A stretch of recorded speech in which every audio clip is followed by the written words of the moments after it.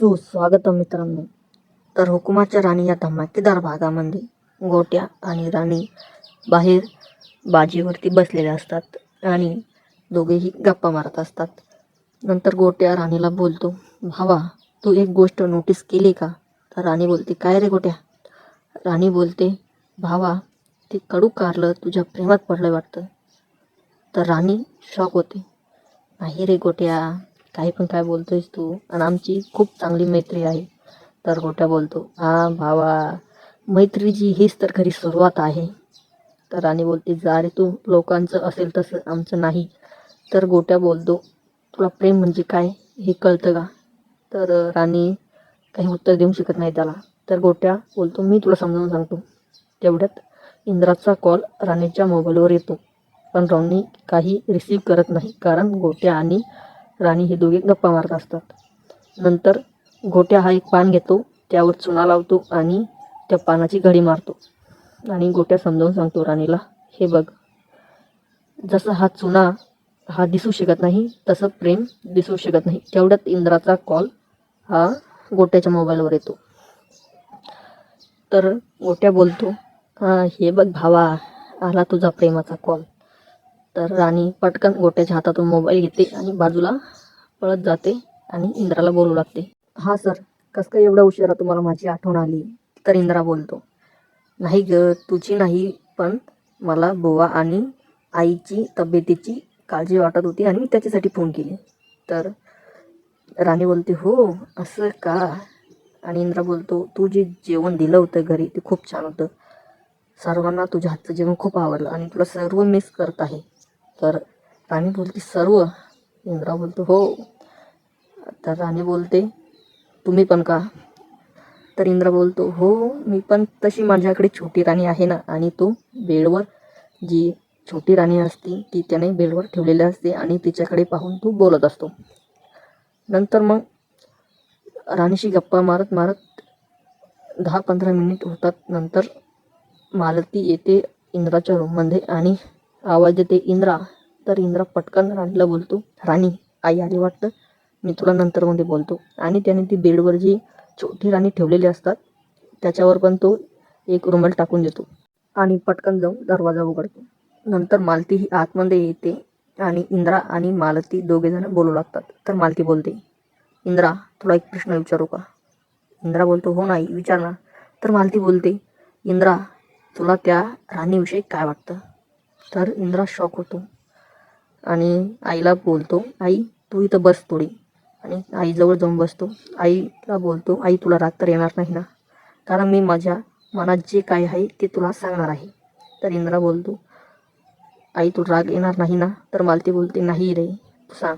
तर इंद्रा बोलतो, आई, राणी ही माझी खूप खूप जवळची मैत्रीण आहे आणि तिने तर मला किती संकटापासून वाचवलेलं आहे. हे बघ राणी, हे बघ आई, आपण राणीला समजण्यास चूक केली. ती आपण जशी वाटत होतो तशी मुलगी नाही आहे. तर मालती बोलते, हो खरं का? तर इंद्रा बोलतो, हो. आणि इंद्रा त्याच्या आईच्या मांडीवर डोकं ठेवून बोलू लागतो, अगं आई, आपण जसं समजत होतो तशी मुलगी नाही ग राणी. तर मालती मनातल्या मनात बोलते, वा, या दोघांचं तर लपून छपून खूप मोठं प्रकरण सुरू आहे.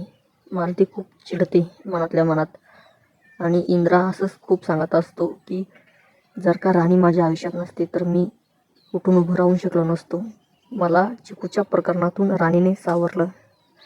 तर मालतीला मनातल्या मनात खूप राग आलेला असतो. तेवढ्यात इंद्रा हा मांडीवरच झोपून जातो आणि मग मालती त्याची मान उशावर टेकवते आणि तिथनं बाहेर येते. नंतर दुसऱ्या दिवशी इंद्रा हा ऑफिसमध्ये येतो आणि विक्रांतला एक प्लॅन केलेला असतो. विक्रांत गजाला बोलतो, गजा, आजचा प्लॅन फेल व्हायला नको. तर गजा बोलतो, नाही हो विक्रांत सर, आजचा प्लॅन फेल होऊ शकतच नाही.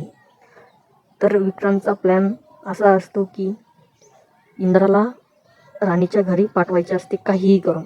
तर त्याचा प्लॅन असा असतो की तो सर्व फॅक्टरीच्या कामगारांना सांगतो की राणी किती मेहनत करते, तिच्या आईवडिलांना सांभाळते, तिला एकटीला करणं खूप अवघड जात असेल, तर ते कामगार एकमेकात चर्चा करतात आणि त्यांचा प्लॅन असा असतो की ही चर्चा इंद्राच्या कानावर पडली पाहिजे, म्हणजेच इंद्र हा फॅक्टरीमध्ये जाऊन राहील.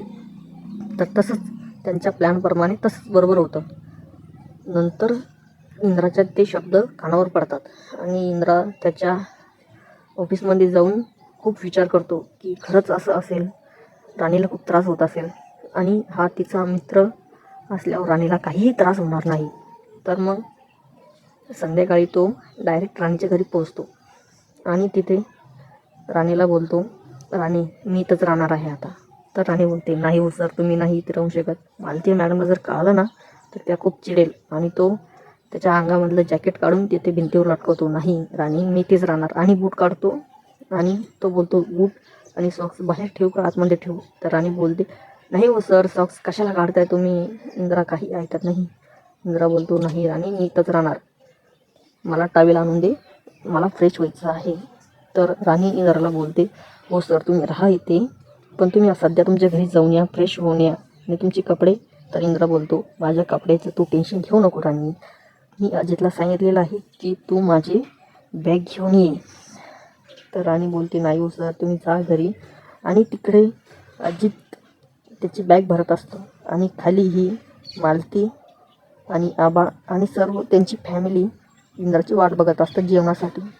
आबा बोलतात, काय गं मालती, इंद्र आला नाही अजून? मालती बोलते, नाही ना.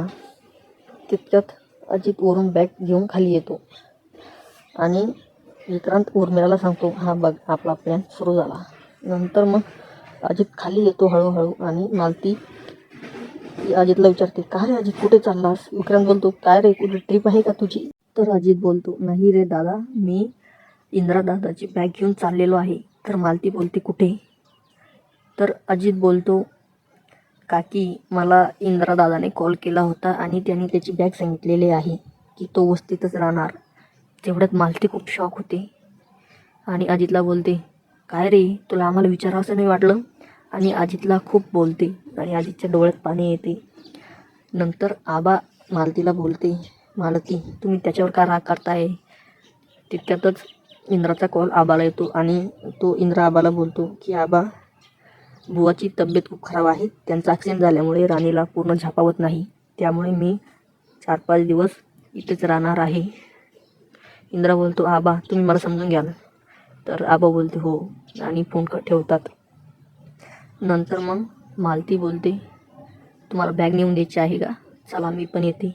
मी काहीही झाले तरी मी इंद्रला तिथे राहू देणार नाही. आबा बोलते, मालती तिथे जाऊ नका.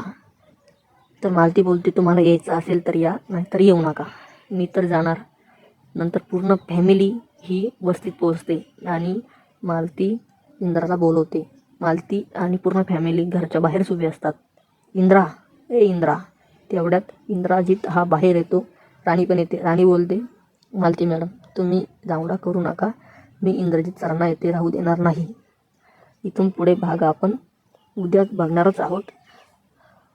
इथून पुढे खूप मनोरंजक भाग होणार आहे. यासाठी तुम्ही सबस्क्राईब करा आणि चॅनलची बेल आयकॉन क्लिक करा. धन्यवाद.